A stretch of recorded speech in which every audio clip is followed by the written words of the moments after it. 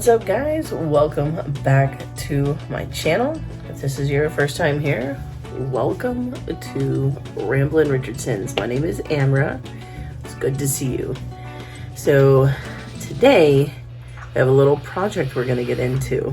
We have a couple of things we got to do, because we're going to be moving the isopods that are in there. Our little colony has grown so much, so we are going to move them into a new, we're actually going to split them. So we're going to leave some up there, but we're going to put some new ones into a new enclosure that I got. So let's check it out. Okay, so we got this off of Amazon, and it was actually suggested by Aquarimax Pets. Go follow him right up here or right up there, wherever I put it. Aquarimax Pets. This is actually to keep like a collectible toy car in. It already had a hole right here, and last night I went through and made marks where we're gonna drill some extra holes so that we can have some ventilation. So just a little acrylic box. So got our drill.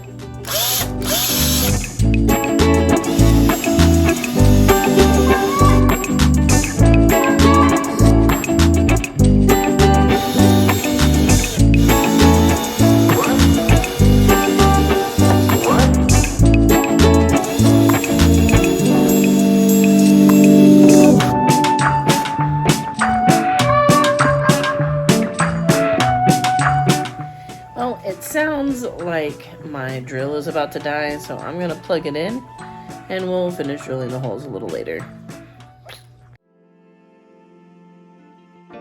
So as you can see, I drilled a bunch of holes into the isopod enclosure that I got off of Amazon so that we have ventilation.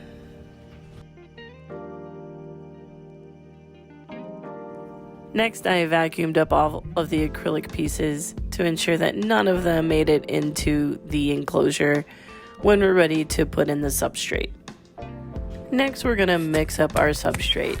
It's gonna be Eco Earth, some activated charcoal I already had, and terrarium moss I already had laying around in the house. And it'll all go into this enclosure with all the holes drilled all the way around it. I got my mixing bowl, Eco Earth, carbon, terrarium moss. Here's the Eco Earth, the activated charcoal, and the terrarium moss. Now we mix with some water.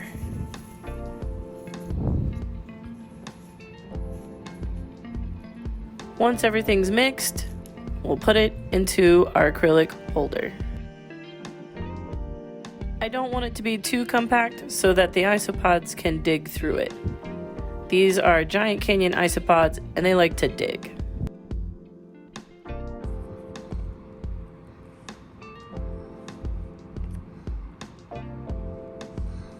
Next, we add some terrarium moss by itself so it can be a watering station for the isopods, and some bits of cork bark so that they can hide.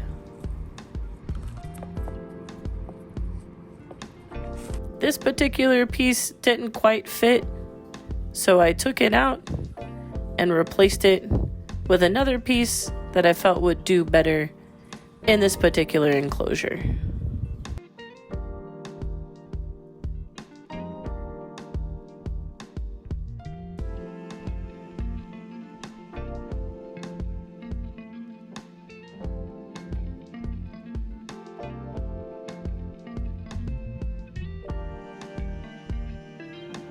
Next, I spray down the enclosure and the moss to give them a drinking station so they can hydrate once they get into their new environment. As you can see, this is my old enclosure and it's thriving with plenty of springtails and isopods. we're going to transfer some of these over to the new acrylic holder that I have for them.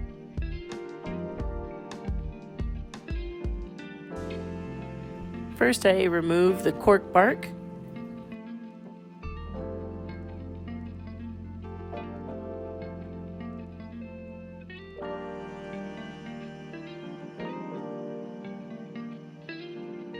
As you can see, there are plenty of isopods on this piece of cork, so I'll gently try to tap them out or to remove them manually with my fingers, being sure as to not to harm any of the isopods.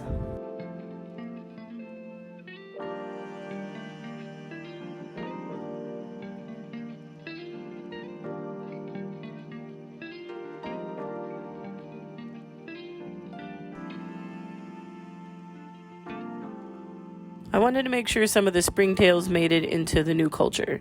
So I took a little bit of the existing dirt from the old enclosure and put it into the new one. This included some of the isopods themselves as well. I loosely covered the ones that were in the enclosure up and then put everything back the way that it should be.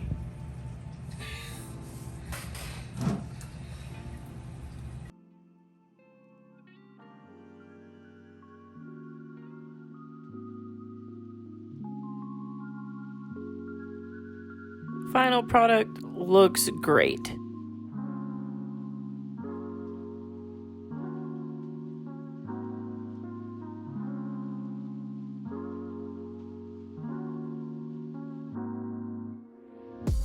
These guys are so curious and so fun to watch. I love being able to see them move around their environment and explore the new places that they have to go.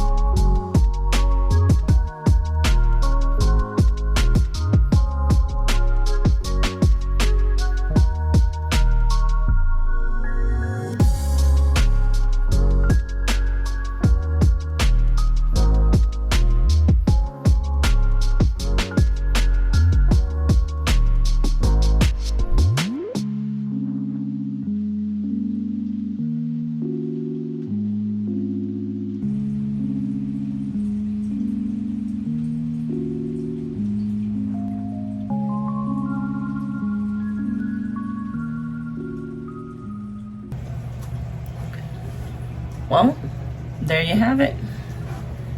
I split my isopod colony here.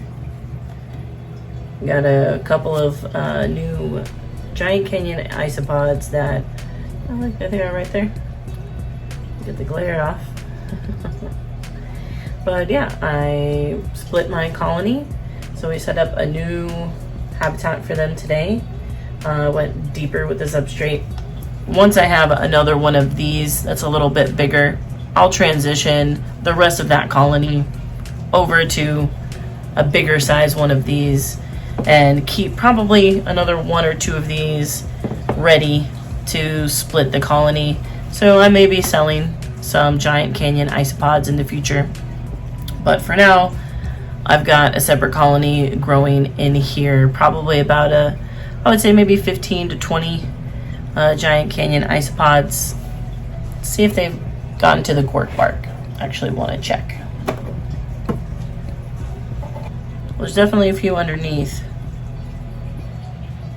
Yep, there we go. Got one little guy right there. Woo. They're such a neat little creatures and probably a really great first-timer pet to keep. I really enjoy watching these guys eat and dig. They're really cool and they get acclimated pretty well to the light. They definitely are more active at night, but as you can see, these guys are getting used to their new home. So I'm gonna go ahead and wrap up this video, guys. Thanks for watching. I hope you enjoyed it. Have a great day. And as always, We'll see you on the next video.